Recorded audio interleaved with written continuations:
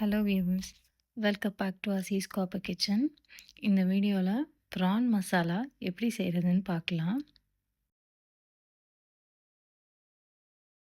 அதுக்கு ஒரு மிக்சர் ஜாரில் 3 போல் பச்சை மிளகாய் எடுத்திருக்கேன், 1/4 கப் போல் கருவேப்பிலை எடுத்திருக்கேன்.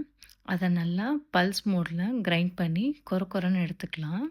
அது கூடவே 3 மீடியம் சைஸ்டு வெங்காயம் ஆட் பண்ணி இதை நல்லா பல்ஸ் பண்ணி எடுத்துக்கலாம். அதுவும் கொரன்னு இருக்கணும், இல்லை பொடியாக நறுக்குனாலும் இது ஓகே தான்.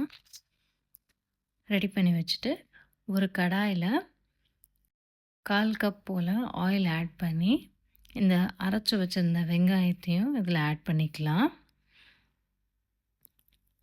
ஆயிலில் இந்த வெங்காயம் நல்லா வதங்கணும். வதங்கும் போதே 1 டீஸ்பூன் போல் உப்பு ஆட் பண்ணிக்கிறேன்.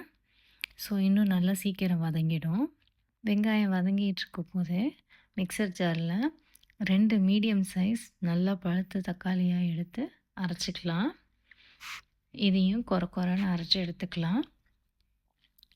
இதையும் இந்த வெங்காயத்து மேலே ஆட் பண்ணிக்கலாம்.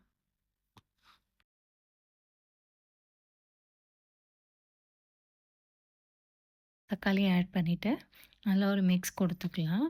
இப்போ பாக்கி எல்லா மசாலாவையும் இது கூடவே ஆட் பண்ணிடலாம். பெருஞ்சீரகத்தூள் 1 டீஸ்பூன், ஜீரகத்தூள் 1 டீஸ்பூன், மிளகாய்த்தூள் 2 டீஸ்பூன், மஞ்சள் தூள் 1/2 டீஸ்பூன், கூடவே இஞ்சி பேஸ்ட் 1 டீஸ்பூன், பூண்டு பேஸ்ட் 1 டீஸ்பூன் ஆட் பண்ணி நல்லா மிக்ஸ் பண்ணிக்கலாம்.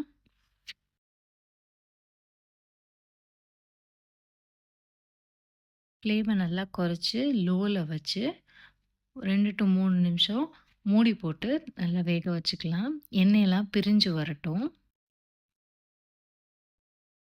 ஓரளவு வதங்கிடுச்சு. இந்த எண்ணெயெல்லாம் நல்லா பிரிஞ்சு வந்துடுச்சு. இந்த சமயத்தில் 450 கிராம் போல் ப்ரான் ஆட் பண்ணிக்கிறேன்.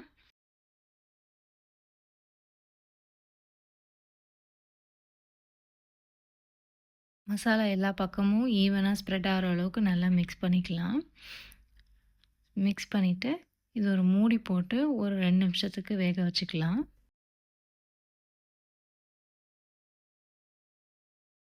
2 நிமிஷத்துக்கு அப்புறமா லிட்டை ஓப்பன் பண்ணி பார்க்கலாம். ப்ரான் தண்ணி விட்டுருக்கு. இதுக்கப்புறமா லிட்டு க்ளோஸ் பண்ணாமல் மீடியம் ஃப்ளேமில் குக் பண்ணிக்கலாம். ஸோ தண்ணியும் எவாப்ரேட் ஆகிடும், மசாலாவும் நல்லா எண்ணெய் பிரிஞ்சு வந்துடும். இந்த சமயத்தில் உப்பு செக் பண்ணி வேணும்னு ஆட் பண்ணிக்கலாம். அவ்வளோதான், மசாலா ரெடி ஆகிடுச்சு. இதுக்கு மேலே விருப்பப்பட்டால் 1 டேபிள் ஸ்பூன் போல் நெய் ஆட் பண்ணிக்கலாம், நல்லாயிருக்கும். லாஸ்ட்டாக பொடியாக நறுக்குன கொத்தமல்லி இலை ஆட் பண்ணி அடுப்பை ஆஃப் பண்ணிடலாம். அவ்வளோதான், சர்வ் பண்ணிடலாம். சுட சுட சர்வ் பண்ணால் நல்லாயிருக்கும்.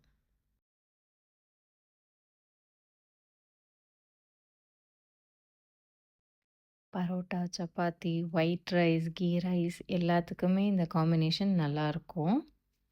நீங்களும் இதை வீட்டில் ட்ரை பண்ணி பார்த்துட்டு கமெண்ட் பாக்ஸில் கொடுங்க. தேங்க்யூ ஃபார் வாட்சிங்.